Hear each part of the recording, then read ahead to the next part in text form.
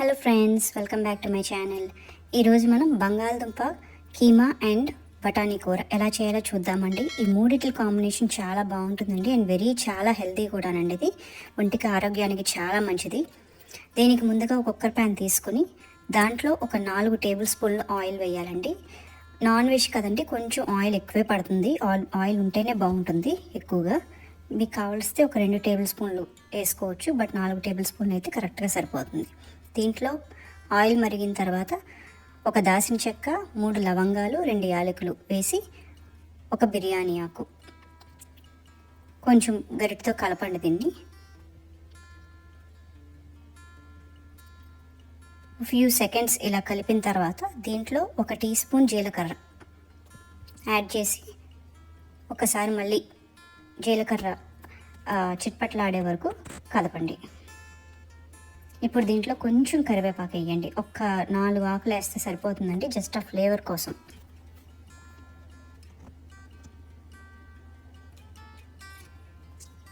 ఈ తాలింపు అయిన తర్వాత దీంట్లో ఒక పెద్ద ఆనియన్ కట్ చేసి చిన్న ముక్కలు కట్ చేసుకుని వేసుకోవాలి. అలాగే 3 లేక 4 పచ్చిమిరపకాయ ముక్కలు కట్ చేసుకుని వేసుకోండి. ఇప్పుడు ఈ ఉల్లిపాయ పచ్చిమిరపకాయలు మగ్గనివ్వాలండి. దీనికి ఆల్మోస్ట్ లైక్ ఒక 2 నిమిషాలు పడుతుంది టైము మగ్గే వరకు.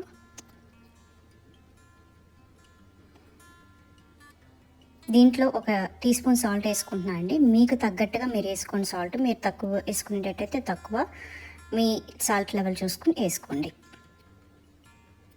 దీన్ని ఇలా బాగా మిక్స్ చేసేసి జస్ట్ మూత అలా పైన పెట్టి ఆనియన్ మగ్గనివ్వండి. ఇప్పుడు ఆనియన్ ఆల్మోస్ట్ మగ్గినట్టే ఉందండి. దీన్ని ఇలా కదిపి ఒకసారి చెక్ చేసుకోండి. ఇలా మగ్గాలి బాగా ఆనియన్. అయిన తర్వాత దీంట్లో 1 టీ స్పూన్ అల్లం వెల్లుల్లి ముద్ద వేయాలి. బాగా కలిపి దీన్ని కూడా పచ్చివాసన పోయేంత వరకు వేయించాలండి. ఇది అల్లం వెల్లుల్లి స్మెల్ పచ్చివాసన పోవాలి. 1 నిమిషం పడుతుందండి. సో ఇలా వేయించుకుని ఉంచుకోండి.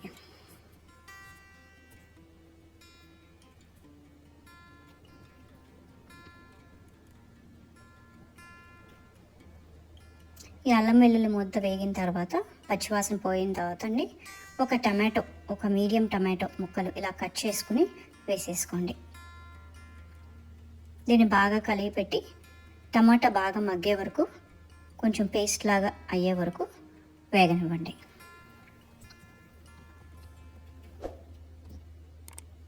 ఇప్పుడు దీంట్లో నేను ఒక 1/4 కప్పు బఠానీలు వేస్తానండి. పచ్చి బఠానీలు. నా దగ్గర ఫ్రోజన్ బఠానీలు ఉన్నాయి, అవే వాడుకుంటున్నాను. మీ దగ్గర పచ్చి ఉంటే పచ్చి వేసుకోండి. అండ్ దీంట్లో ఒక 2 పొటాటోలు ఇలా పెద్దగా పీల్ చేసేసి పెద్ద ముక్కలు కట్ చేసుకుని వేసుకున్నానండి. ఎక్కువ పట్టవండి, బంగాళదుంప ఎక్కువ పట్టదు, అలాగే బఠానీ కూడా ఎక్కువ పట్టదు. ఎక్కువ వేసినా బాగోదండి టేస్ట్. ఇప్పుడు దీంట్లో ఒక 500 గ్రాములు గోట్ కీమా వేసేసుకోండి. ఇది ముందుగానే నేను శుభ్రం చేసి కడిగేసి పెట్టుకున్న గోట్ కీమా అండి, వేసేసుకుంటున్నాను. దీంట్లో వేసేసి బాగా కలపండి. దీన్ని ఇలా బాగా కలిసిన తర్వాత అండి దీన్ని ఒక 2 నిమిషాలు హై ఫ్లేమ్లో పెట్టి వేగనివ్వండి. సో మనకి ఆ కీమా, మనం బఠానీ బంగాళదుంప వేసాం కదండి, ఆ పచ్చి వాసన ఒకసారి పోతుందండి. ఒక్కసారి హై ఫ్లేమ్లో పెట్టి వేస్తే, అలా ఉంచేస్తే మనకు ఆ పచ్చి వాసన అనేది పోతుందన్నమాట. ఇలా అయిన తర్వాత ఒక 1/4 టీ స్పూన్ పసుపు అండ్ 1 టీ స్పూన్ కారం, 1/2 టీ స్పూన్ జీలకర్ర పొడి, 1/2 టీ స్పూన్ ధనియాల పొడి, 1/2 టీ స్పూన్ గరం మసాలా పొడి వేసుకుని బాగా దీన్ని కోట్ చేయండి. మొత్తం కీమా మిక్చర్కి బాగా ఈ మసాలాలన్నీ పట్టేటట్టు బాగా తిప్పండి. మొత్తం బాగా పట్టాలండి మసాలాలన్నీ మొత్తం.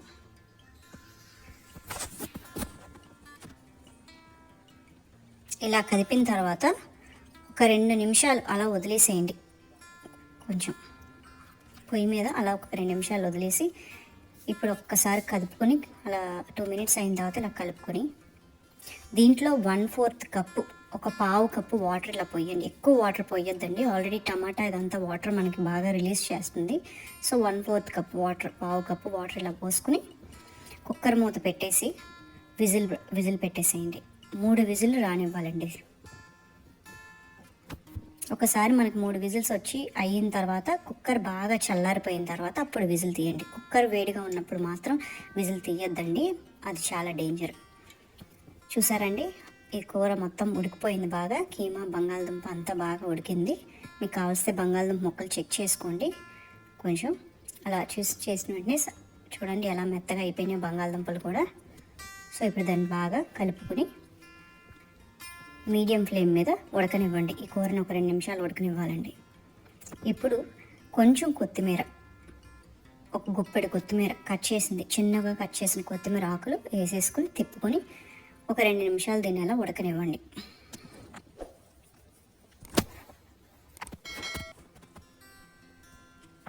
2 నిమిషాలు అయిన తర్వాత ఇలా నూనె పైకి తేలుతుందండి. బబుల్స్ కింద నూనె అంతా పైకి అలా తేలుతున్నప్పుడు ఈ కూర ఆల్మోస్ట్ డన్ అండి. థిక్నెస్ చూసుకొని, గ్రేవీ థిక్నెస్ ఇలా ఉండాలండి. జారుడుగా ఉండకూడదు, అంటే జారుడుగా అంటే నీరు ఉండకూడదు, ఎక్కువ లైట్గా నీరు ఉంటుందండి. జస్ట్ మీరు ఇలా గరిటతో తీసుకున్నప్పుడు మీకు అలాగ కొంచెం ఉండాలి. ఈజ్ రెడీ టు సర్వ్ అండి. Thank you for watching my channel అండి. Please subscribe, like if you like this video, and share it to your friends and family.